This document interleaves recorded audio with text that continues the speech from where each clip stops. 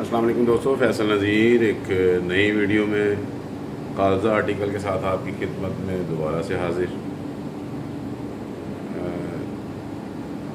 T2 shoes कागज़ा already बनाता है। ये प्लेन कागज़ा मैंने कोई पहले वीडियो नहीं बनाई थी, शेयर नहीं किया था, तो इसलिए मैंने कहा ये भी आपके साथ शेयर कर देते हैं।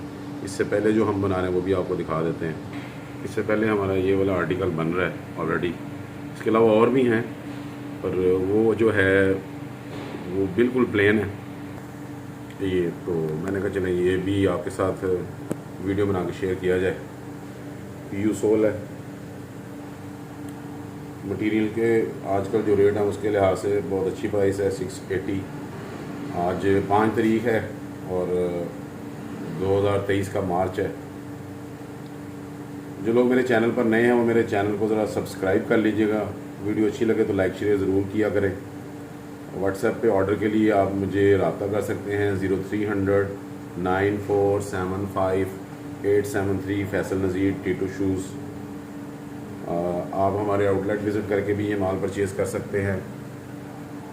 T2 shoes timber market, Mahmood centre और shoe market, T2 shoes Shalmi shoe market जो है वहाँ से भी आप ये परचेज़ कर सकते हैं। इसके अलावा हमारे पास पीसीयू की लेडीज़ जेंट्स आर्टिकल भी दस्तयाब होते हैं।